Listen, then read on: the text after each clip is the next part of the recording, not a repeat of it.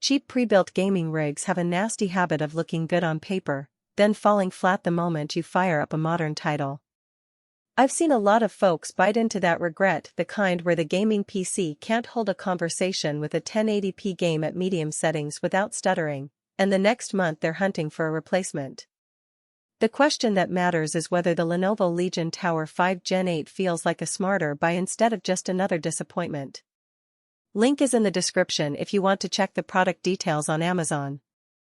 When you step back and look at the desktop gaming market, there are essentially three tiers: budget boxes that cut corners on CPU or GPU, mid-range machines that try to balance cost with decent performance, and high-end workhorses that promise future-proofing. The Legion Tower sits squarely in the mid to high range, and it's built around a Ryzen 7 7700 that can boost up to 5.3 GHz. That chip isn't just a number on a spec sheet. In real life it means you can keep a demanding open-world game like Cyberpunk 2077 running at 1440p with ultra settings while the CPU still has headroom for background streaming or recording. If you're the type who runs Discord, OBS, and a game all at once, the extra cores and high boost clocks make that multitasking feel natural rather than forced. Graphics are the other half of the equation, and the RTX 4070 Super brings 12 GB of GDDR6X memory into the mix. In practice, that translates to smooth frame rates at 1440p in titles that would tax a previous generation 2070. Even when you crank up ray tracing with DLSS enabled, you still stay above 60 frames per second in most scenarios, which is the sweet spot for a 144Hz monitor. If you're eyeing 4K, you'll notice the frame count dip a bit, but the card still delivers playable numbers on titles that aren't GP-hungry. For creators who dabble in video editing or 3D rendering, the CUDA cores and RT cores give a noticeable boost in render times compared with older RTX 3060-based builds. Memory and storage often get the short end of the stick in budget builds, but here you get 32 GB of DDR5 5600 RAM and a 2 TB NVMe SSD.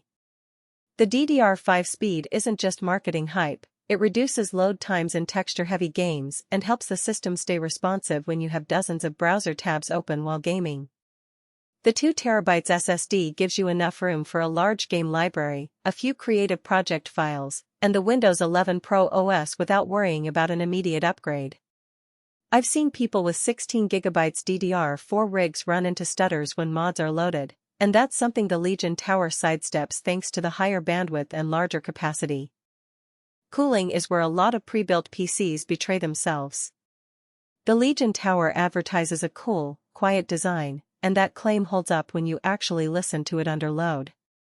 The chassis uses a dual-fan setup that draws heat away from the GPU and CPU efficiently, keeping the noise level around 35 dB even during a 2-hour marathon in Elden Ring.